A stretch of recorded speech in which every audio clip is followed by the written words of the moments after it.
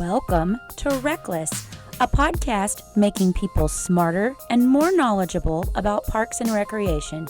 Your hosts are Shane Mize, Jay Tryon, and Tom Venniro, three career-long friends from around the country, bringing their own unique and sometimes entertaining perspectives with a surprise guest each episode. This is RecLess. Welcome to RecLess. This is episode 21, and for whoever's listening out there, it is the final episode of our first season. So, guys, it's been a wild ride. Just congrats on getting through 21 episodes with each other. How are we all doing today? There was a couple times I didn't know if we were going to make it this long. With each other is kind of the key phrase there. Right. It might have been, we could have made it with two of us, not saying which two, but hey, we made it with all three of us. It's fair. Good. It's kind of like one of those journeys across the country back in the day where what you started with, you don't know if you're going to get all the way to the West Coast with the same crew. Well, we are here, episode 21. I am Tom Venniro with always Shane Mize and Jay Tryon as we look to bring some knowledge on Parks and Rec to those who are joining us. It could be people in the field or whoever the heck wants to join us. So we hope that we've been doing that for you for 21 episodes, and I can already say that I'm excited that we have a good chunk of season 2 scheduled out. So even if you didn't want us to continue, it's going to happen. So first, we've got some business to take care of. 2 real quick business items, which we typically don't have on these calls or these on the show. Wait, 2 for Tom? 2 for Tom. It's always 2. There's a theme. 2 days ago. Well, 3 days ago, I will give a shout out. My wife's birthday, December 19th. Happy belated. Happy birthday, Melissa. To Melissa. Yes, happy birthday, Melissa. But just following that, and maybe more relevant to this show, Mr. Jay Tryon had a birthday on December 20th. Happy birthday, Jay. I did. Thank you. Yeah, absolutely. Happy birthday, buddy. And in true happy birthday fashion, we this one got lost on the radar. I think we knew it. I think we actually talked about it on an episode because I think I mentioned Melissa's, and then Jay's was like, yeah, we're pretty close. We didn't realize till midday. So great co-hosts, of course, that we are. But a pre-birthday gift from Shane to Jay that I have to mention was we all do our fantasy football league. We're all knocked out at this point. I did make the playoffs, which is more than I could say for the 2 of you. However, Michael Biedenstein, former guest and friend of the show, did knock me out this week with a real strong showing. He had like 120 to my 105 or something. But final week of the season, Jay is jockeying for one of the last playoff spots with maybe 2 or 3 or 4 other people right in the middle of the pack. Plays Shane. Shane has no chance at the playoffs. And Nope. why don't you guys tell us what happened on that one? I can't take a lot of credit. It was those guys on the field that they worked their magic that day for sure. I was just along for the ride. But that's more like that's better than a championship for Shane, right? Knocking Jay's playoff hopes out. Absolutely. That's probably a valid question. Would you have rather have knocked me out so I don't have a chance to win? No and question. Either do you or win the whole thing. But like win it against, Nile. Does that even matter? Doesn't matter. Listen, this money every year is just a donation. I know I'm never going to get it back. It's the cost of hanging out with you guys. Y'all basically taxed me at a premium to hang out with y'all. But it was sweet to knock Jay out of the playoffs. Oh, I mean, I'll gladly pay for next year right now. I'm ready. It was not as enjoyable for me because I think if I would have won that, I'm in. And unfortunately, I actually didn't make the playoffs in any of my leagues this year. That was the one I had a really good chance in, and it didn't happen. Ooh, ouch. I am entering a championship this week. Already played against Elvin Kamara, who didn't have a great game. So thumbs up. I'm hopeful. Fingers crossed. All right, let's move on. Let's not focus too much on all of our failures in the fantasy football realm. For our little intro today, I want to talk about overcoming either some adversity or just a bad moment, maybe a challenge or an embarrassing moment that you've had in your career. So definitely related to your career. The question here is kind of inspired by our guest today and our guest the last time around.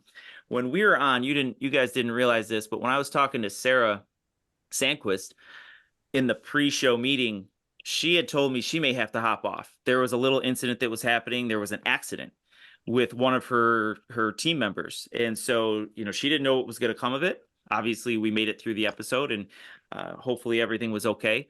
And so that inspired me to ask a similar question to you and actually relate to one of my stories. So again, whether it was adversity or a challenge, or for my case, I'm going to start off with something embarrassing.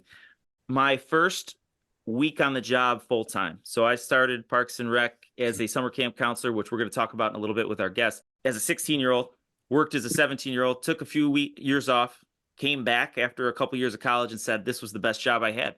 Did 2 more summers. Once I graduated, eligible for full-time work, applied, and it never left me, right? That's where I found my passion. During that time where I got that full-time job, it was literally the first week. I was driving. I had just got a new car. So I remember it was a 2004 Grand Am Silver. I'm driving in a town vehicle, getting ready to go shopping for some kind of event. It was in the fall, so it could have been maybe Halloween time. I don't remember the event. Get in the car. I'm with a coworker. Go back to reverse. Boom. Hit something. First week on the job. Look back. It's my own car. So I don't share this story that often, but it is somewhat comical and hilarious. Backed into my car. I knew this story. I knew this story ahead of time. Yeah. So backed into my car. The crazy thing about it was, of course, I was so nervous. Had to talk to another one of the staff there. I was like, how do I approach this? What do I tell our director? Who was gracious and very forgiving with the situation. The town vehicle had no damage. Mine did. So I had to file a police report with our town police that basically had me filling out all of the fields. So driver of the vehicle who hit the other vehicle, Tom Venniro. Owner of the vehicle that was hit, Tom Venniro. Very, very, I guess, pretty bizarre. I'm sure this situation doesn't happen to people very often. I am very surprised that they didn't drug test me immediately or fire me. It could have been one of those make or break points. And again, like I said, everybody in place, they I guess just had a laugh about it, and we all got through it. But I was pretty embarrassed. It was hard to come to work the next day. It was hard to actually go in the office moments after that. So nothing crazy adversity wise, but it's definitely one of those stories that I'll never forget. I'd have paid pretty good money to have just been a fly on the wall of that whole scenario for sure. I don't know if Jay, you want to go or you want me to go? Well, I've got one if you're waiting. I'm debating on which story to tell, so go for it. I've definitely had screw-ups in my career and things I've had to overcome. Some of those have come through trying to be super creative or trying to get around some bureaucratic processes. But I think the most adversity, none of those are great stories, I think, in some ways. I think the most adversity I overcame is when I got to Pflugerville. I was the second candidate. We got to the finalist, and they had originally offered a candidate with more experience than me, and that person took a job elsewhere.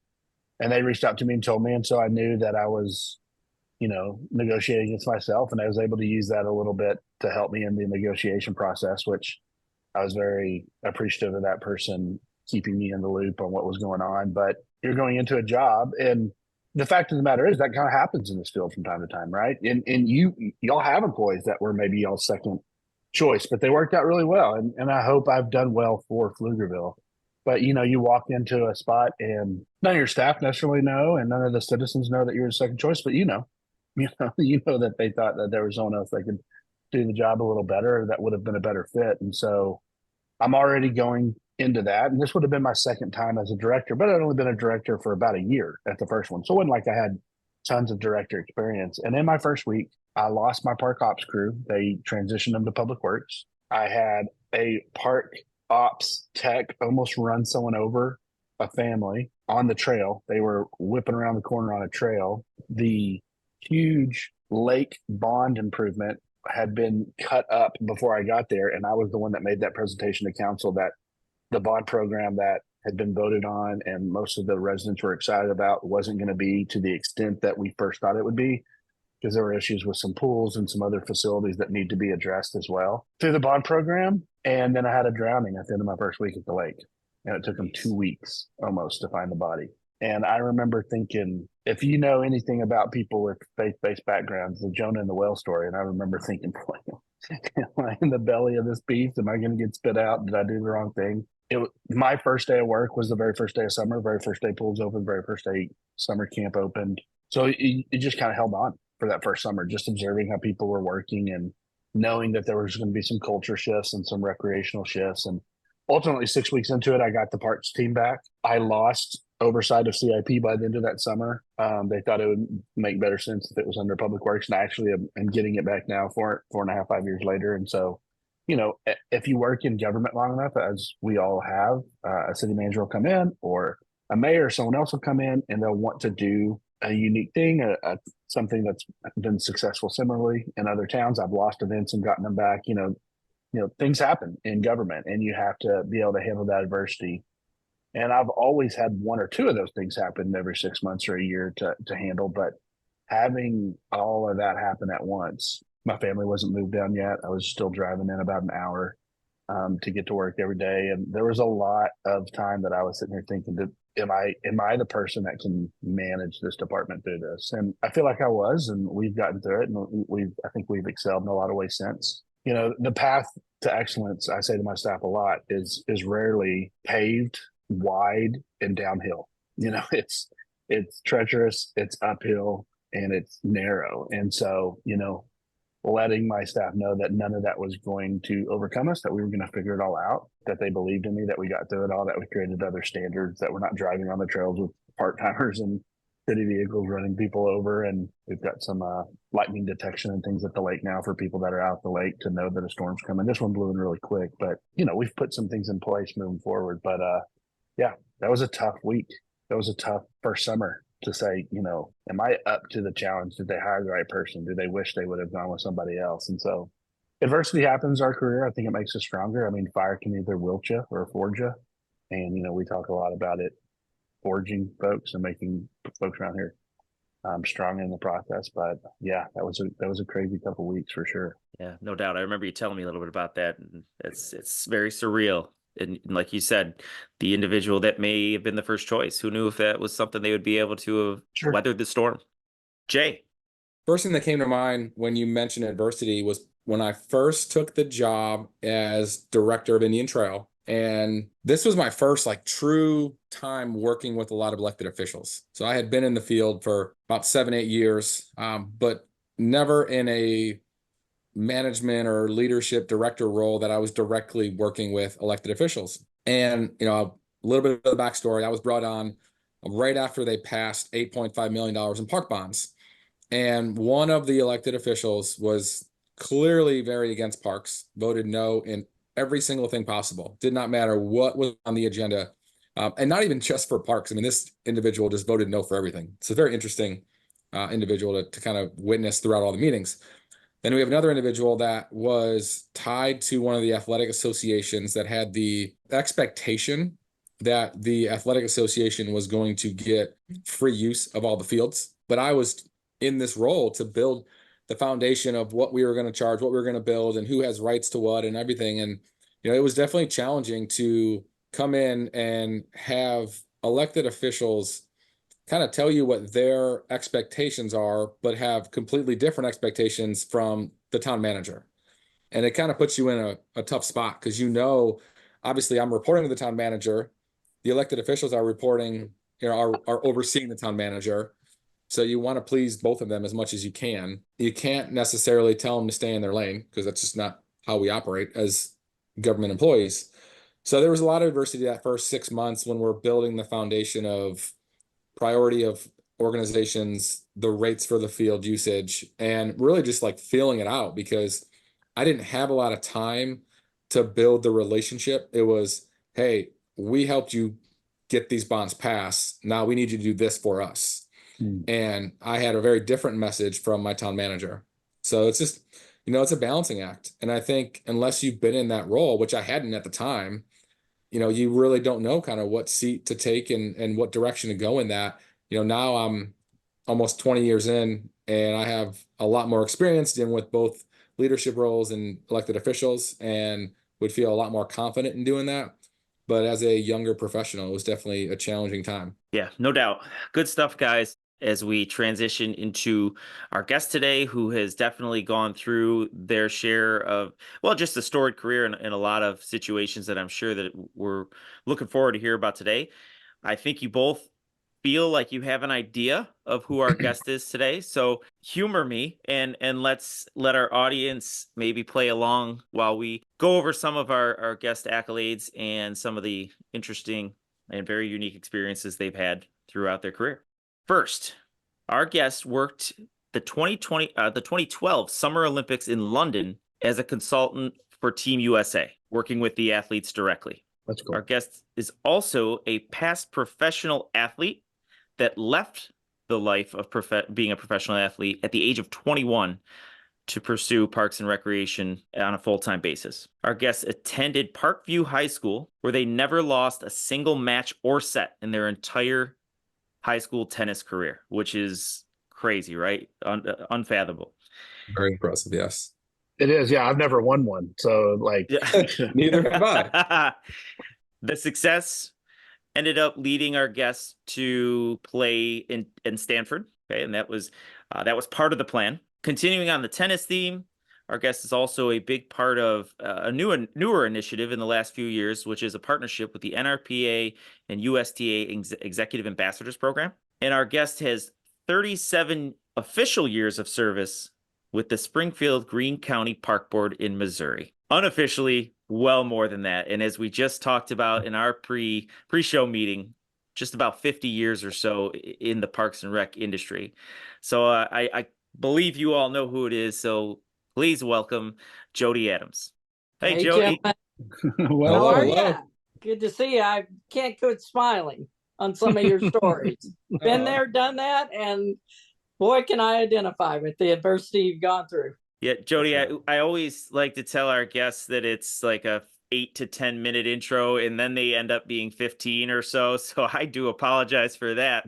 But hopefully we humored you a bit. And I want to continue along with that. I think we're going to have an amazing discussion today. I've had so many great discussions with you. Jodie served as a mentor of mine in the Academy Mentorship Program a few years ago. And, just along the theme of really inspiring people, but also lifting people up. It's in Jodie's DNA. And so I couldn't be happier to have been paired with such a great individual. So a little bit that I don't think my co-host would know about you is that you had gone through a pretty tragic incident at age of 18, correct? This is not a situation that many of us have ever experienced or hopefully will ever experience. And you told me about this story and confided in me, and we talked about it, and you were willing to share a little bit here. And ultimately, this tragedy, the tragedy that you went through had really shaped you in a way that maybe you didn't expect and had an influence on what your career trajectory ended up being. So would you mind telling us that story and kind of how that impacted what you ended up doing as a career love and passion? Not at all. It was a pretty big shock. When I was 18, my oldest brother was on a plane, which many of us are aware of, in 79. You young things, you know that you might have just been born. But the bottom line is there was a sizable plane crash in Chicago, and the plane lost the engine. And it was an accident that shouldn't have happened. It was due to a maintenance failure. But the bottom line is my brother was on that flight.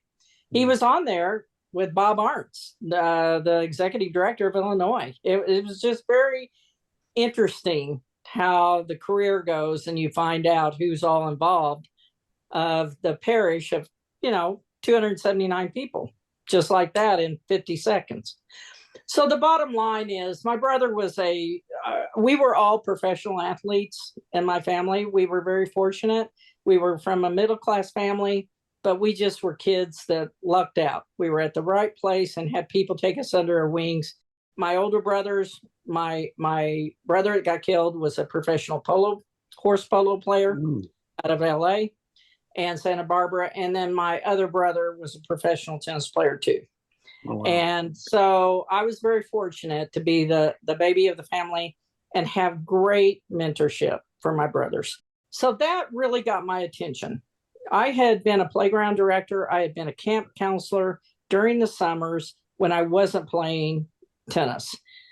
I had started on the tour when I was 18. I was headed to Stanford. But what really happened is that woke me up, that it really said to me, what is my passion? What do I want to do to impact people? Tomorrow's a gift.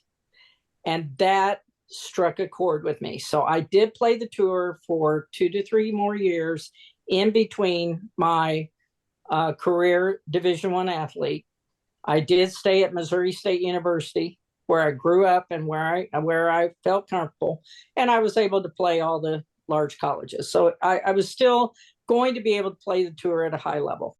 What happened is that day came and I was offered my job. I did not apply for my job until the last day that it was to close. And I was approached by the director and said, we're about to open a tennis complex. And I had a sports background in officiating stuff. So the bottom line is, he said, we'd really like you to consider coming with us. I did it. I applied, made it through the application process. The rest is history. It's the best decision I ever made, because I had my entry into Wimbledon and I walked away from it. I was supposed to be at Wimbledon in June. I walked away from it in April, and I took my job before I graduated from Missouri State. So I share that with you because when you have something that wakes you up internally and wakes up your heart and wakes up what you're really made of, and that death of my brother, realizing that tomorrow could be gone in 2 seconds. He was doing what he wanted to do. And then we, our family, part owner of Honey Baked Hams on the West Coast, he started that, but so young at 35 to lose his life. And so when you go all through that, it wakes you up in life. And that's what happened. And I really did some soul searching, and I'm so happy I left the tour. So many people, when I speak, they sometimes ask me, Jodie, do you ever look back on that time? Are you sorry? No, I wouldn't have done anything different than be with you all and be with us as fellow and our family of Parks and Recreation. Wouldn't do anything different. That's awesome. I don't think any of us have a Wimbledon type thing, opportunity knocking on our door. So they were all stuck with us regardless. But I think that's really cool. That's amazing. Well, Shane, you know what happens too is I went from the playing aspect, and then I went into the administrative aspect that Tom is alluding to, that I've stayed involved with the USTA and nationally, and been with national committees and on the US and USTA board, and worked with the US Open. So I just took it a different way, and I wanted to give back. It would be cool to track the amount of hours you've probably served on boards, because I imagine it's extensive. I know I was a young professional fellow, so not the externship that you were able to do with Tom, but I was a young professional fellow, Salt Lake, NRPA Salt Lake. And oh my goodness, I remember Salt Lake. And you were paired with Michael Sheets, who went into the aquatic side. I was paired with Linda Katowski. And at that time, I thought one of the coolest things about that fellowship that they don't do anymore, it's a little bit disappointing, is you got paired with a board director. Oh, and yeah. Linda Katowski drugged me around, like I was some anchor. I mean, she had me running all over that place. Like I'm glad I didn't have these medical devices that would have done my heart rate, because, the emergency ambulances would have, she went, she was everywhere. But it was so cool as a young professional who was in some ways getting to go to this conference for free. And that's probably selfishly the first thing you're excited about. Like, oh my gosh, they're paying for my way to go to conference. Cool. Yep. But then once you get paired up with a board director, and you're sitting in board director meetings, and you're sitting in academy meetings, and you're sitting in regional leadership meetings, it was insane the amount of volunteer opportunities that we're managing all at a conference. And what's funny is I think we all kind of feel it now. Me, Tom, and Jay feel that same way. But at the time, that's not what conference was. You went and you attended sessions. I don't know how many sessions you ever have been able to attend, because you've probably been running around attending meetings the whole time. But that was my first experience getting to know you through that Young Professional Fellowship. And it was really cool. It was a really special moment to be paired with board directors, to see y'all operate. And, that's something I feel like I feel bad for the fellowships who get it now, because they get paired with a highly acclaimed mentor, but they don't get paired with a board director. And man, y'all were busy at that time for sure. Yeah, we were busy because, that time we were also working to minimize the board and to take it from 70 trustees into a manageable system of today, what NRPA looks like. So I was on the board we were voting ourselves out. Right. And for the really betterment of the program. Yeah. That's right. And, the other thing is when I came into the board of directors, I retired from the USTA board of directors and US Open to actually go to the NRPA board of directors. A couple of presidents had talked to me about doing the transition. Best transition I did because we knew, and I walked in my first budget meeting, we were $1 million in the red.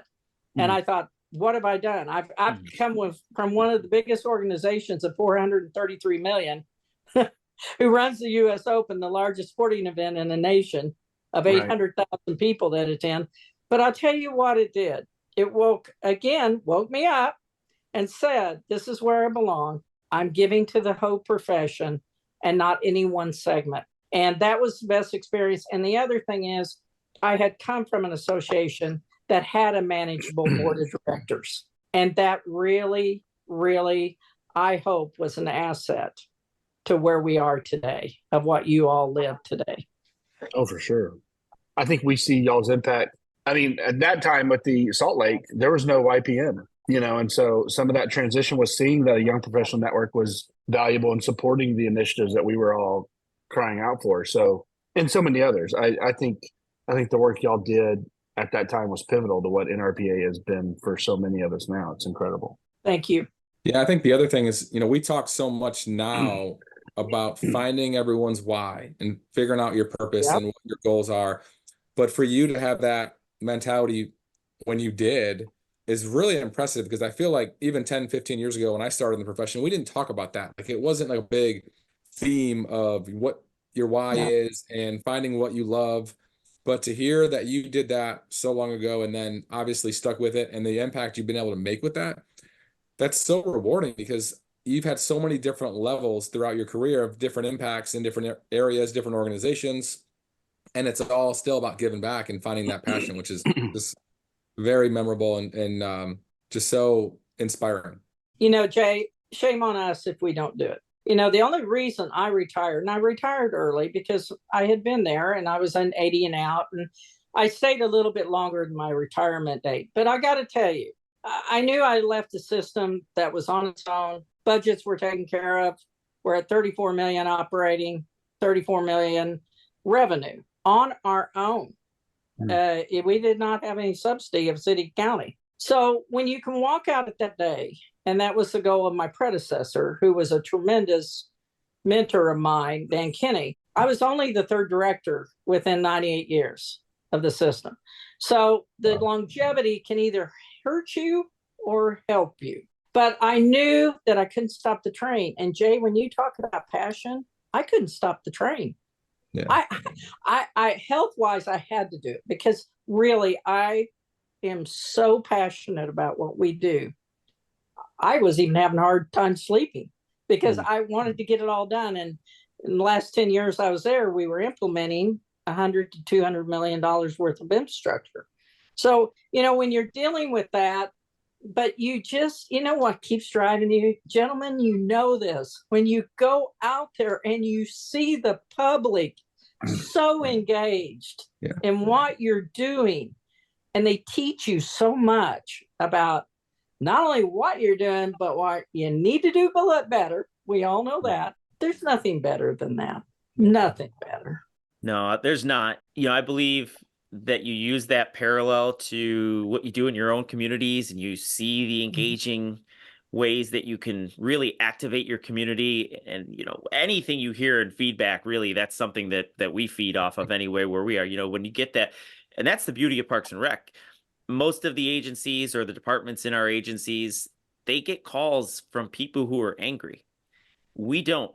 We do. I'm not saying that they don't exist, but the majority of them, or more often than not, it's positive. It's what kind of a great impact you may have had on my family, my kids, even, myself, my social life, whatever it may be. And, I know we talked a little bit about that with Tom O'Rourke too, about some of the major impacts that this that we have as Parks and Rec agencies.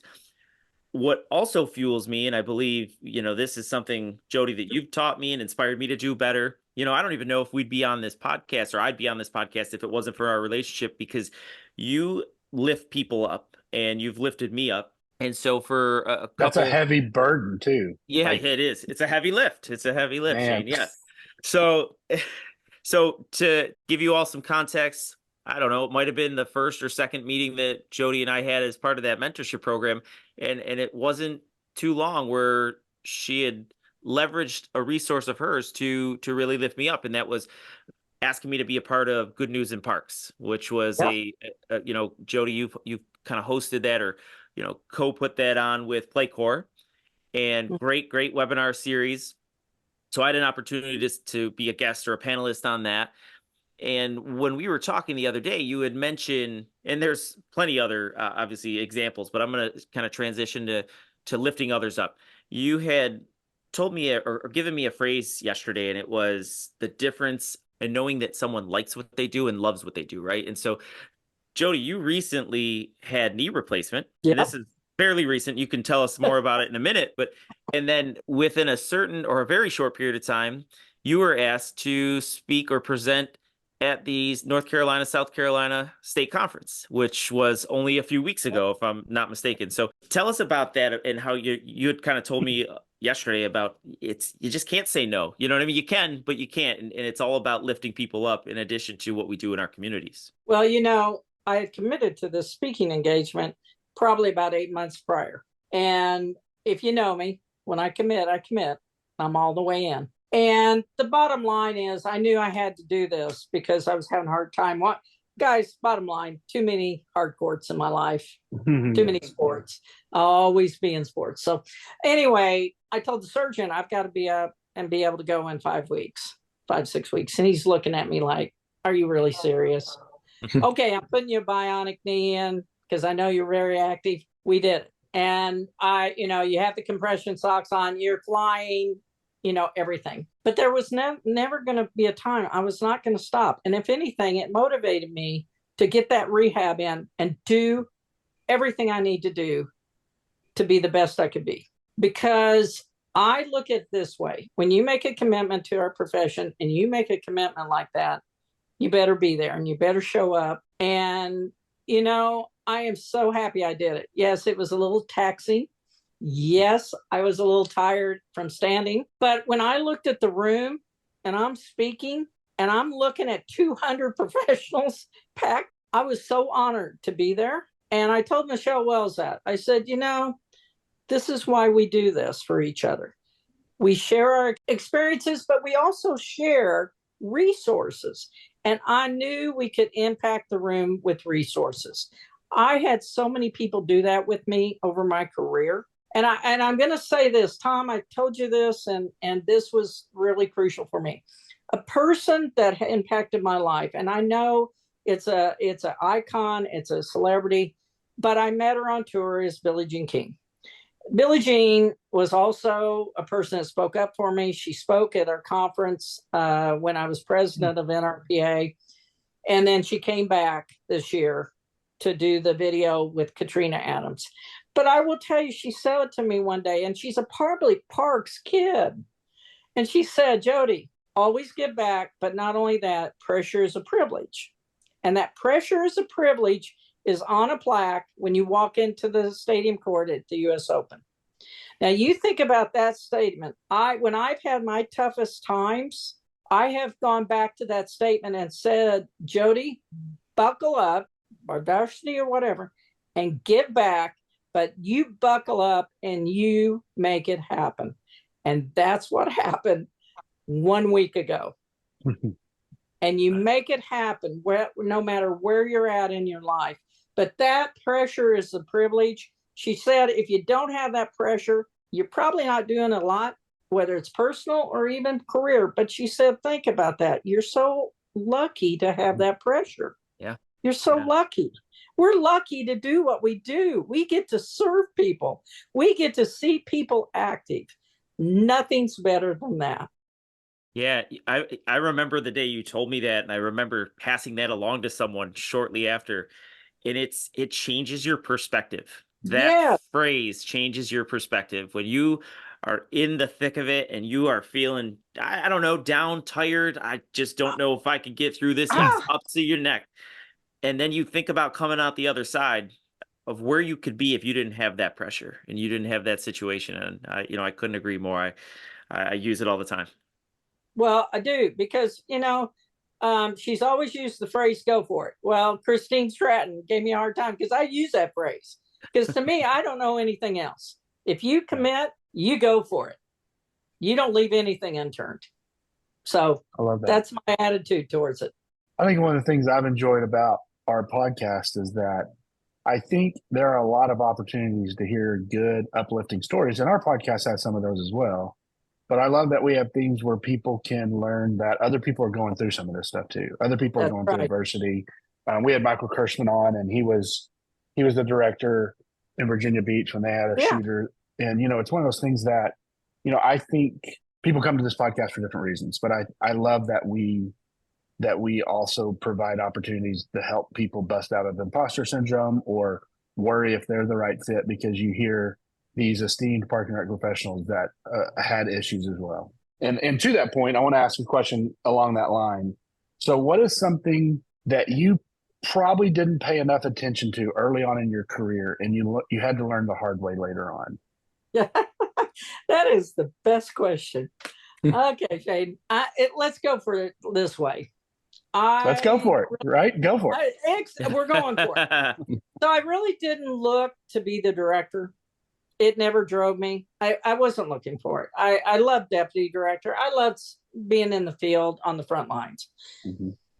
But the bottom line is, what I didn't realize when I became director, and I was encouraged to do that by the board and community and my predecessor, because I was going to retire and go into another department.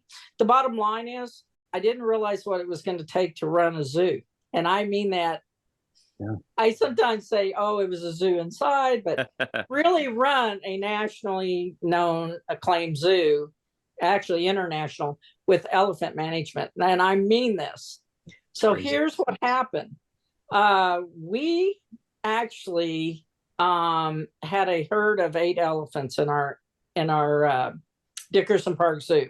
If you look it up, they're a Bean Award winner for the #1 management system in elephant management. Well, what happened is one day the zoo director called me and said, Jodie, we've got a situation that one of our elephants is checked out for TB. And if you don't know anything about that, I mean, again, this is a Parks and Rec kid. I didn't learn all this in school. Okay. Right. So all of a sudden I'm learning more about exotic animals than I've ever learned about. And it wasn't something I looked for. Well, he said, we're going to have to give this elephant a shot. I said, okay. Well, we had reserves for veterinarian services of $500,000. I go to the city manager, deputy city manager. Now, we were administrative board, so I didn't necessarily answer to them, but they still had to deal with our appropriations. And they were a holder of approvals of certain amounts of money. Well, I needed $150,000. This one shot cost us $150,000. How big was that shot, by the way? Hey, that shot was big, let me tell you. Can you imagine the vet for an elephant for that? Okay. Crazy. So what happened is that night at about 8:00, the deputy city manager, she's telling me I'm not going to appropriate it. And I had to put my job on the line. And I said to her, and we were very good friends and we were very good colleagues. But I told her, I said, if you don't allow this appropriation and this shot this evening, I will have to call up the American Welfare Act. Now, let me tell you, and I said, I will go public. And that's how serious it got within a few hours of that decision. I would have never guessed that I would have ever had to do that in my career. But I'm going to tell you right now, that happened. She approved it. And the county, we were city county, so I had to let the commissioners know too. And the health director got involved and said, we will be administering this shot. And Jodie is definitely right. We have to do this because really the reality is I had the experience with the zoo director and knowledge. We had to do this. It isn't a question if you want to do it, you do it. So I go to that because that is such adversity that you'd never planned for in your career. I had no idea that was going to happen. When I think of a parks op calling me and say we have a problem, or maybe a rec, superintendent telling me I have a problem. If a zoo director called and said we got a problem, you've got a big problem. That is, they could only be so many things if a zoo director is worried about it, I imagine. Well, yeah, or your animal has an animal escaped. Right. Yeah, that's what I'm saying. There's no good things that are happening when they say we got a problem from the zoo director. No. And the zoo director we have is very experienced. Would never call me on a somewhat of a very quick, like, call me immediately. Right. That didn't happen. But, and also we lived the drowning. We had never had a drowning, and I had one within the year that I took over the directorship. And it was due to a medical condition and everything, but you're just never ready for that. You think you've been trained, but you're never ready for it. You really have to have your act together to deal with it. There's a time you're standing on the bank of the lake, and that family who's lost that loved one's on the bank of the lake 10, 12 feet away, and the news are piling up, and the guys are getting their scuba gear on. And let me tell you, if you think time ticks away slowly sometimes, put yourself in a situation like that. And the fact that we couldn't, in our scenario, couldn't find her quickly, was devastating. And they were visiting from out of town. So they're having to purchase hotel rooms and stay longer till this body's recovered. And those types of experiences, they definitely don't teach you that in Rec 101. That's for sure. No. Well, I can tell you, after I retired from Missouri State, I actually taught on faculty for 10 years at Missouri State. And I can tell you, that's one reason they brought me in to be on faculty, was to talk about the real story, talk about the real story. What is that day like in our lives? So, boy, I can relate with you all. Well, you mentioned earlier, or maybe Tom mentioned it, not podcast, but the show you did. And that was such a huge success from everyone that I talked to. I know I went and watched every single one that I could, and it was really something I look forward to every week. And I would love to hear more about how that came about, and also if that is going to come back in the future. Jay, that's funny you asked, because somebody asked the other day if that was going to come back. I can't promise that. Okay. But I that was only supposed to happen a year, because, and this is what happened. So I'm coming back from a state convention speaking, and all of a sudden they're grounding our planes, right? It's on March 14th. Things are hitting. Well, when I got back home, I felt such a discourse of us within the 2 weeks of us not being able to really, I'm thinking, my gosh, what are professionals doing with their departments? And I'm starting to feel it, just knowing and hearing some of the anguish that was coming out of our field. And the bottom line is, I went to Playcorps and I said, listen, would you all be interested in co-hosting a show, sponsoring a show? I'll do it.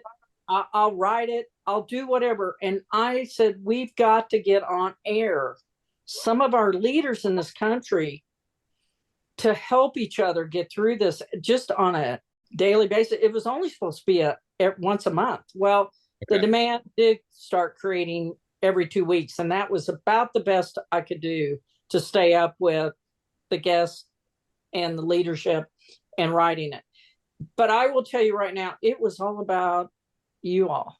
It was all about our field sharing the real day life. The questions came from the field that we used. I mean, all I was a facilitator and just trying to bring it out there. But Jay, I'll tell you what, I don't know if I'll bring it back or not, but I just got to tell you, you talk about creating admiration for our field. And I mean, I'm so happy we exposed so many leaders and some people that never had a voice. Yeah. Well, I think that's part of why it was so attractive to everybody was you had every different level of professional, you had every different topic that could be possibly discussed. And then the other side of it was you, like you just said, like we were able to ask questions. We were able to get involved, even if we weren't a host or weren't involved from a speaking perspective. And then the other side I would like to say too is, you know, we have, in our profession, I said this all the time, is we don't probably share as much of our success stories as we should. And in a way, that's what that show was all about, was sharing success, sharing ideas, topics, themes. You know, there's always message boards and there's always people you can go talk to, but have something scheduled regularly, face to face, where you can actually see people talk about hard topics or topics that are affecting every agency around the country. It's a platform that we really need more often. And to a very lesser degree, I think sometimes we're covering some of these topics on our podcast, but obviously the guests that were there and the topics of conversation always went above and beyond any of the expectations that myself and a lot of others had when we were chiming in and just listening to it on a weekly basis. You know, I appreciate it because you all rose to the occasion and gave us what was real. You were giving us questions that needed to be answered. So I credit you in the field because that's how it really was a success, because we could really talk candidly about what was happening. I think the other thing is not one person said no. In 3 years, not one person said no. And it wasn't really just about their exposure. They just made it happen. I mean, I knew people that had conflicts and they said, we'll be there. We'll be there. So that's where the family comes in. That I'm not trying to be candy coating of, yes, we all have our special interests and different things. And we have some people we have to calm down sometimes because they're a little over excited about what, but bottom line is it was about us. It's our family. And I still see that here. Look what's happening right here. This is so important what you all are doing. I love that we're just flowing. We're just going with the flow today. And that to me is such value, the way you have this organized. Love it. Yeah, that's I'm glad you say that. And when I remember going to, very humbled, by the way, to just be a part of that. And I remember being invited to, I think it was Nashville, the Good News in Parks alumni social or something like that. And Jay or Shane, I want to say that one of you was with me at that. I was there. Yes. And just the atmosphere, everybody was so happy to be together. You mentioned that family feel. And I was super humbled to just be in the room. Yeah. What a great group of people. And you know, I personally obviously received so much out of that. And I'm sure that there's, you know, hundreds and thousands of people who listened across our profession as well. And I want to transition that, if you don't mind, into the USTA's partnership with the NRPA Executive Ambassadors Program. So again, this is specific to tennis to an extent, but the focus is tennis in the park system. And so really amplifying that. I mean, we have obviously your schools and your universities who have big tennis programs, private tennis organizations or private tennis facilities, right? But the focus here is to really amplify the sport in the game in the park setting. And I was able to be a part of I believe it was the tennis assessment kind of pilot program that they were doing in cohorts. And we have benefited tremendously. I feel that after I'm telling all of these stories and how you connected me to these, anybody who enters the mentorship program will be requesting Jodie Adams after this episode. But it was a real benefit to us. And, you know, how did you get involved into that? I know you obviously have some great ties to USTA, but it seems like it was something that was probably needed at the NRPA park level for the game. Well, you know, this really, again, is about the field. I had retired from USTA and really was trying to just retire. I'm done. But USTA, when they came to ask Dr. Peggy Riggs and I to really look at assessments with the staff, develop a mechanism to help departments. This is what was happening. The PAC study was growing. We kept seeing another million players. We have not seen numbers in tennis ever in the history of the sport at 23.6 million players today. I mean, it had a growth of 5.9 million since 2019, 2018. It's crazy. Yeah, there's pockets. We know that. But what's happening is we're having to go back to communities right now and recalibrate them. And that's what we're doing. You know, Tom, you went through it. Thank goodness you were part of that and said yes, because we needed your department. We needed your size department. We needed your population. We needed your administration. But what has bloomed out of this, of course, is every size and shape department we're helping. We're assessing everything from facilities to management systems. A lot of the management systems are going to racket and paddle. We're helping with pickleball. We're helping assess that and putting that in departments. We're finding, working with master plans of singular facilities. I happen to still be certified at the international level in tennis and pickleball.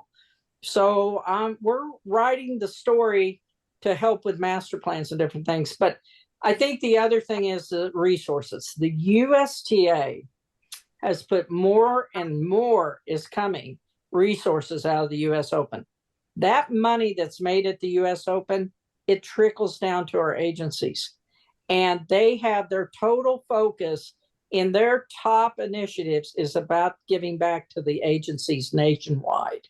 So it doesn't matter if you got one court or no courts, or you got 100 courts like City of Mobile. We are working across the lines to help all communities that we can get to. And the structure is so strong in the sections and districts. We have a lot of tentacles that can help you at every level. So that's what we're doing. We just finished Seattle. We're heading to Dallas and University Park and different things. But you know, when I spoke at the conference too, one of the times at North Carolina, South Carolina, we've learned so much. Best practices are going to come out. Proven best practices is going to come out at every turn that we're speaking, whether it's NRPA or you name it. But Christine Stratton's the one that really came forward and said, we're really challenged with this. We realize these two sports are growing faster than anything right now within our industry that's, you know, of facility. So that's what we're doing, and we're not going to stop. Not to ask you like to speak on behalf of USTA, but just as someone who has been a lifelong tennis player and a tennis professional and a tennis advocate and a tennis coach, and your opinion on pickleball and pickleball's growth and its potential impact on maybe tennis courts that weren't being used, but then also its impact on courts that were or are actively being used, and how those two communities are very similar, but they also have a lot of differences. You know, I love this question, and that's why I took it on with Christine, asked me to put together the session, and I had USTA, I had the CEO of US Pickleball. Basically, I was in the middle, you know, kind of facilitating, because I believe in both sports. Sure. I believe both deserve to live and thrive, and all of them. Hey, it's active. It's our field. We should be promoting all sports. But this is where I come into it with the facilities. You can do a couple of courts, and I help write the statement of guidance. And there's 3 options on the statement of guidance. Pursue singular facilities, because long term, if you keep piling people on top of each other, we all know the conflict will get bigger and it will not go away. But you may have to do that to get through. The second thing is use non-traditional spaces. We've done this for decades, everybody, right? We've used it for different things. I mean, right now, City of Tampa, we're working with City of Tampa and Heather, and all of them are doing a great job, Tony, of just using some of their past roller hockey, you know, and they're putting them on the edge of rinks. And it's just really great, the innovation that's out there. But I'm really for both sports, because guess what? We got a third one coming on, Padel. And Padel is coming on with a rage. So what you're seeing and we're recommending is start developing in your departments an area called racket and paddle, because you're going to have racket and paddle sports expanding. Badminton, guys, badminton is still one of the most played sports in our country if you look at the studies. So a squash is coming on. You got that in the East. You guys are used to that. But these are really coming about, and the pandemic really escalated everything. We all know that. We talked about that earlier in the show. But I really am for both. Now, what I'm not for is when the departments are getting hit at council, and it's inappropriate to be taking a paddle to the council meeting and beating on a pew in the council meeting. Those kind of things are inappropriate. So I'm not for that. I think we need to make sure our advocacy for all sports is appropriate. So that's where we're trying to work through that. And sometimes I've gone in and been the facilitator with both groups because I do believe in both sports, but I don't mind coming in if it's a very contentious situation. But the assessment, you know, we go back to that time, that really kind of takes some pressure off because we deal with both and we try to work through what do you have right now. It gives that, hey, you know as much as I know, gentlemen. It's that third party coming in and just giving basically what you probably already know to do, but can give you all some avenues of resources to build out some of this. One follow-up I have on the pickleball side, I think it's been interesting to see it grow, evolve, kind of morph, and even it's running downhill pretty quickly sometimes. And we're trying to put it in any place we can using these non-traditional spaces. Something I've started to see just over the last maybe year is articles coming out that neighborhoods don't want it near their homes because of how loud it is. That's right. And they come up with what's called, Shane, a quiet area of U.S. pickleball now to deal with paddles, balls. I warned U.S. pickleball quite a while ago. This could happen, and it's happened. And it wasn't just me. It was others. We knew that, you know, they were going with 150 feet. We're up to, in some communities, 900 feet away from residential. Wow. So, you know, the bottom line is community hubs are working where you have the buffer in the middle. You've got the tennis courts that maybe you've already built and already have. You need to just revamp them. But then you put the pickleball on the other side, do the dual management, and you're in good shape. So those are working. We're in the midst of that with one of our colleagues, Chris Bass. You all know Chris. Yeah. Oh, yeah. He just went through the assessment, and his council told him, let's get on this community hub. Scott Martin in Chattanooga, just working through his assessment. Scott said, let's look at this. We've got to have more tennis courts, and I've got to have more pickleball. So, you know, we've made a lot of progress, but you all are helping us make that progress because, you know, you're telling the real story. What are you facing every day with your leaders? Keep it coming, but we will help if necessary. Well, I love what you said there about, you know, you support both because it's about being active. And I think too many times there's, you know, quote unquote drama from one of the groups, but it's like we as professionals need to stay in that lane, as that's our job. We're there to provide opportunities for health and wellness and activities. And, you know, that's the goal of it. So I love that you support both. And, you know, hopefully we can continue to see that theme be given in all the communities that we serve, is that people can see the big picture of what we're trying to offer here. Jay, you nailed it, because really, who are we to say one sport shouldn't exist or whatever? You know, it's really, we serve the people. I mean, we're administrators. We should be actually almost the most quiet. And the people, if they want something, we do try our best to make it happen. That's who we work for. But, you know, I think they both exist, and they both, and again, the growth pattern right now, they're not going to stop. So I can tell you right now, the field, I was working with AP Diaz in Seattle, and he can tell you there's nothing stopping either one of these sports. And then working with Chris says, oh my gosh, we've got to do both because I'm inundated. So I'm excited for our public. They're doing something that is lifelong. in their lives. This is wonderful. I agree with obviously all of that. It's funny. I think of it as when we all banter about, what sports team I like or what food I like. Yeah. I mean, everybody has their own, obviously their own opinion and preferences, but and even politics to that extent Oh, is yeah. where as park and rec agencies, that's not our job to tell you Nope. what to view or what we push on. Yeah. But certainly giving people the opportunity from all aspects of life to at least experience what it is that they enjoy. And so, Jodie, this has been a great conversation. I wanna ask you something fun. It's a question that we've asked a few people. Shane is the originator of the question, but it was with well, the first time it happens with Joe Turner from Houston. Oh, I love it. Okay. And so great question, a lot of fun. Now you've already mentioned Billie Jean King. You've mentioned your connections with USTA, the president of USA Pickleball. And so the question is, excluding maybe those three avenues, and if you want to mention one of those, then sure, that's fine too. But going into your phone or the old Rolodex system, what's maybe the most unique or famous or just really, really, I don't know, really, really cool or interesting phone number you have in your Rolodex? Oh my gosh. And I'm sure there's a lot. Yeah.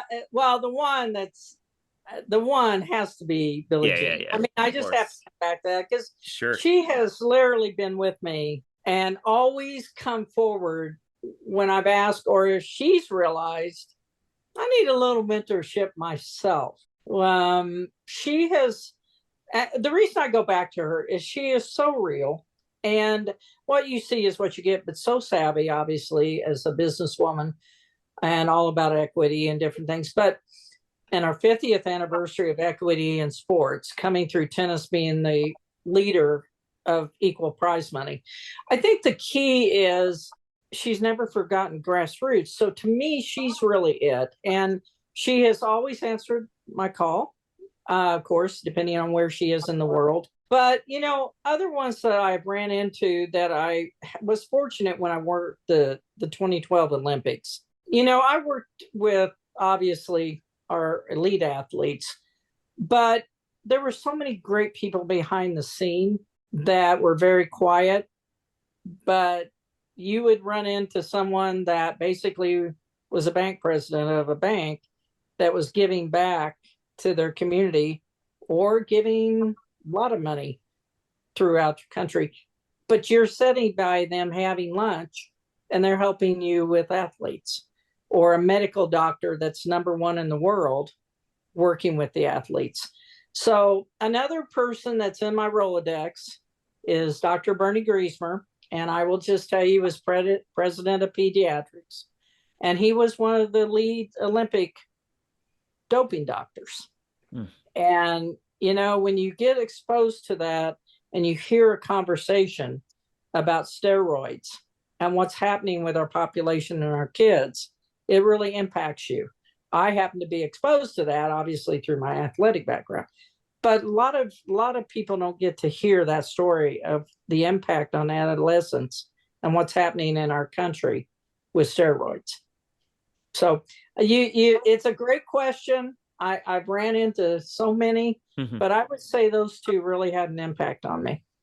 That's a really great, that's something, again, I always love to be able to go back to some of our other episodes that we've had here and reflect as we talk to all of our guests, and just to turn that relationship and see how that impacts, not only, professional athletes, but youth and the people that are probably in our own community. That's right. That may be experiencing that. It's something that we all should be aware of and something we could impact. And I just want to go back to Billie Jean King real quick, because I don't know if I ever told you this, Jodie, but we had, I believe, been paired together in 2021.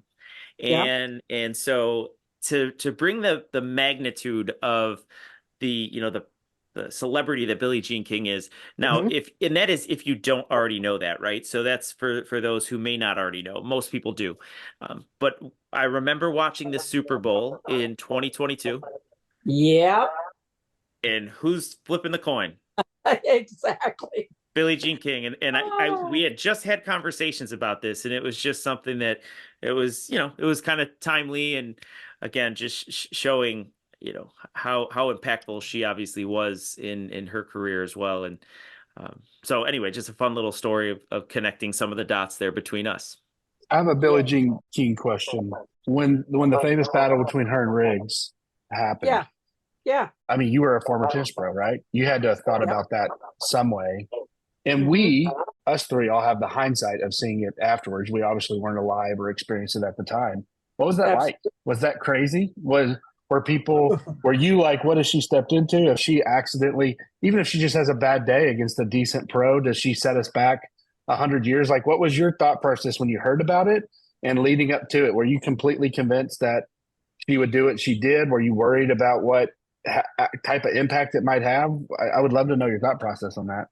Yeah, I tell you what, I was a teenager, and what was happening was I happened to be one of the first Title IX at full ride athletes.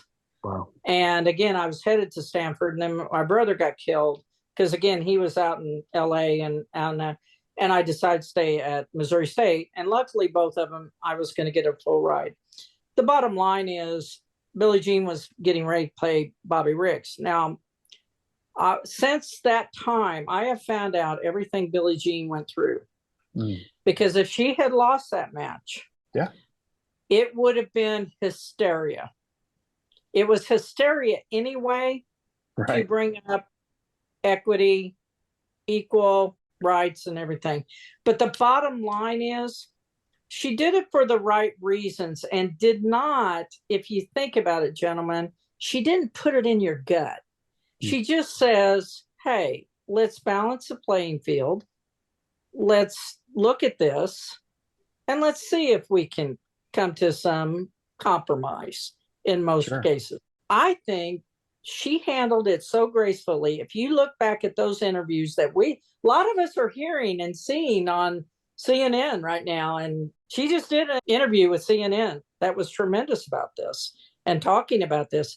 But she handled it correctly. She didn't throw it in our face. She just says, I'm willing to take the challenge.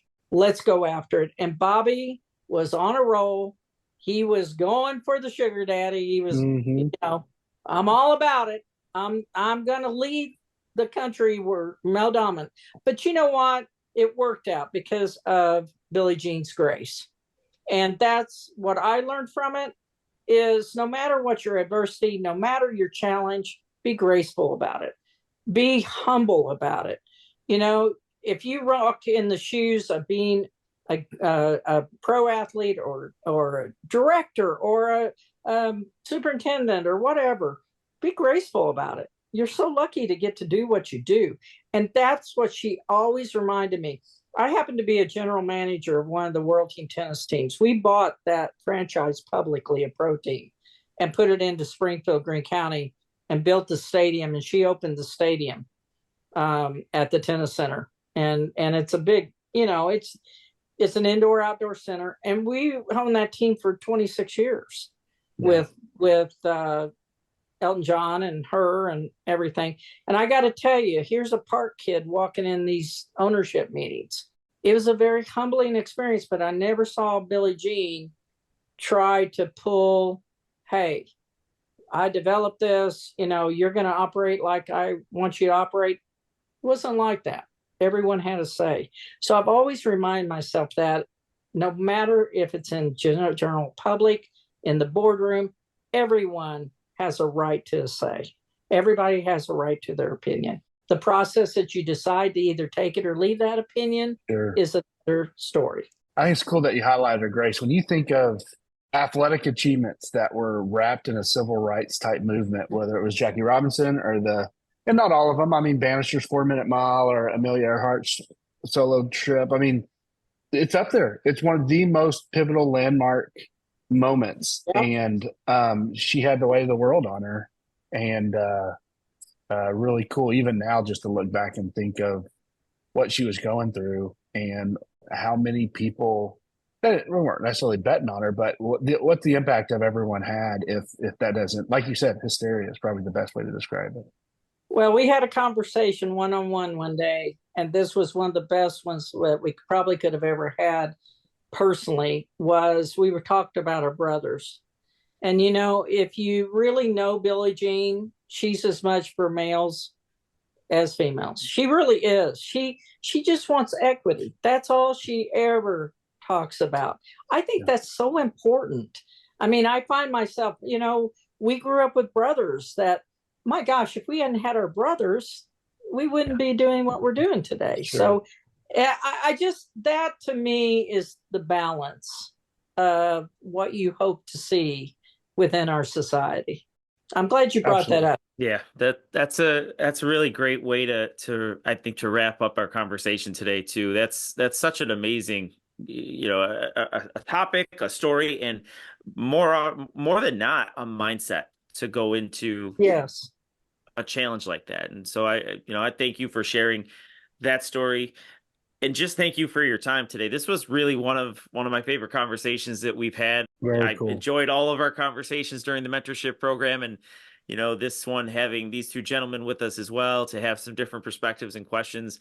I think our listeners are going to love it as much as we did. And yeah, I had a great time. So thank you so much, Jodie. We really appreciate it. Gentlemen, keep it going.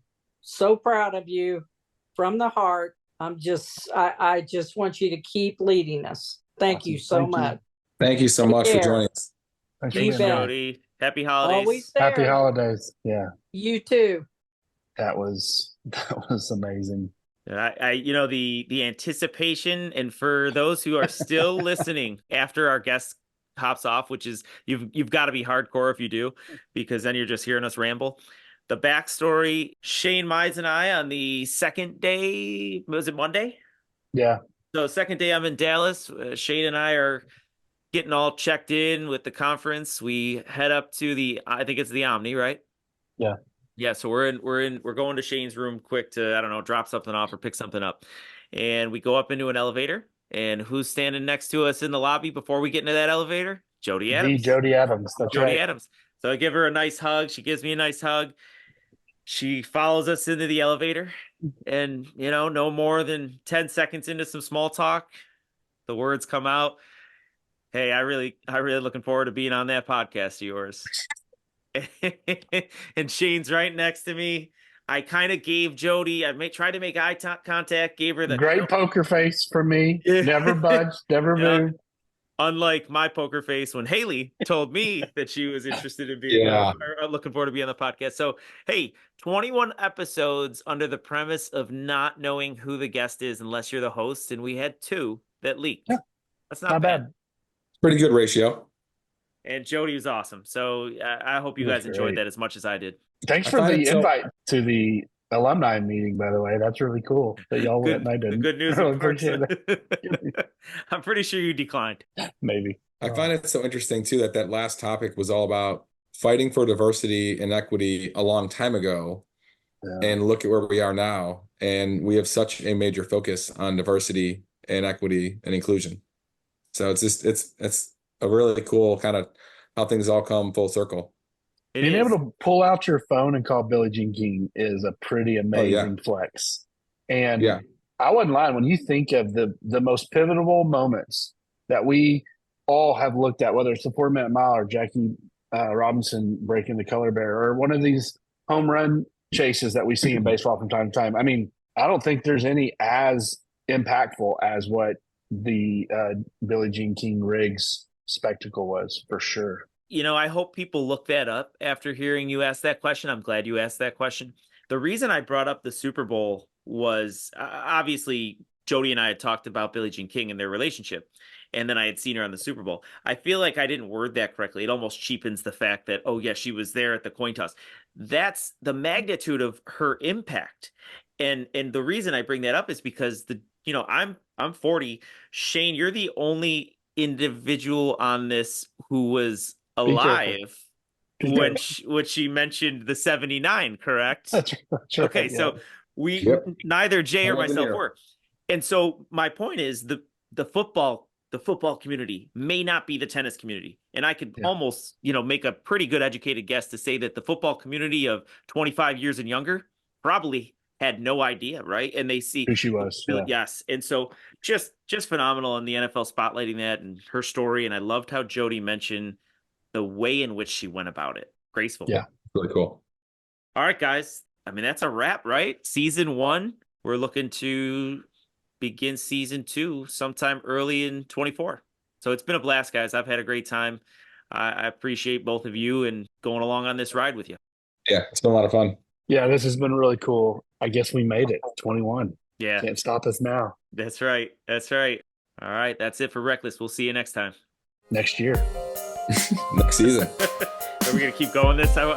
Let's make this fun for Hannah to edit. How many times? Yeah. Here we go.